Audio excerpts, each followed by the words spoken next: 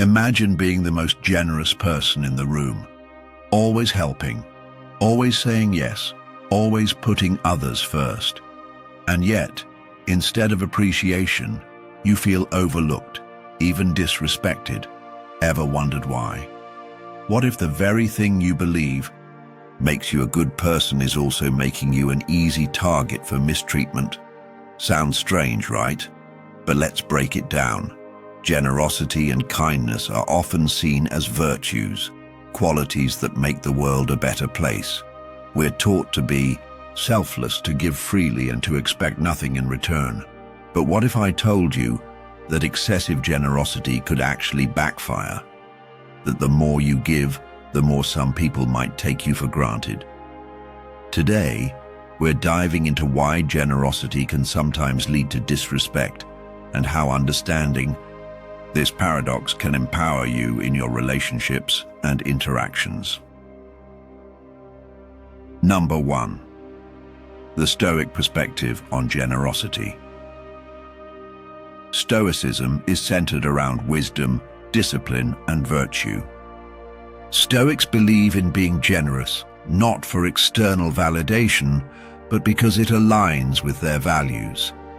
However, true generosity isn't about self-sacrifice, it's about balance. When generosity is perceived as weakness, it invites exploitation.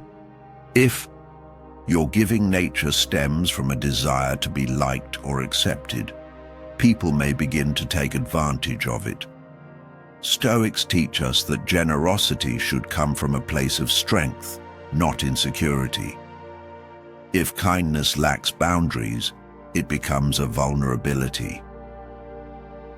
Number 2. The reciprocity trap. We assume that if we treat others well, they'll treat us the same way. But reality doesn't always work that way. Generosity doesn't guarantee reciprocity. In fact, studies suggest that excessive giving can make you appear predictable, even easy to manipulate. Think about the colleague who's always available to help, always covering shifts, always putting others before themselves. At first, they're appreciated, but over time, their generosity is expected, not respected. Instead of gratitude, they receive indifference, or worse, entitlement. Without boundaries, their kindness turns into a liability. Number 3. The power of perception. Power dynamics play a crucial role in human interactions. When you're constantly giving, you might unknowingly place yourself in a lower power position. People naturally respect those they perceive as confident, assertive, and self-assured. Being generous without limits can create the perception that you're too accommodating, too easy to push around. Stoics understood this well. They balanced kindness with strength, ensuring they were respected rather than taken for granted. Number 4. Setting boundaries. A Stoic approach. The key to maintaining generosity without losing respect? Boundaries. You can be kind and giving while still setting limits. Without boundaries, people will keep pushing until you push back. Marcus Aurelius, one of the greatest Stoic leaders, exemplified this. As a Roman emperor, he was known for his wisdom and fairness, but he never allowed kindness to compromise his authority. His generosity was guided by rationality, not blind self-sacrifice. Number 5. The foundation of self-respect. At the core of this lesson is self-respect. If you don't value yourself, others won't either.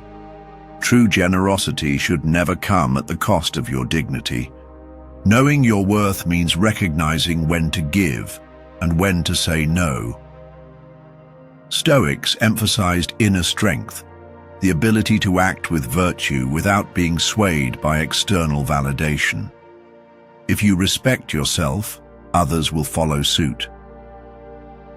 Next time you feel like your generosity is being taken for granted, remember this. Kindness and giving are powerful, but only when balanced with wisdom.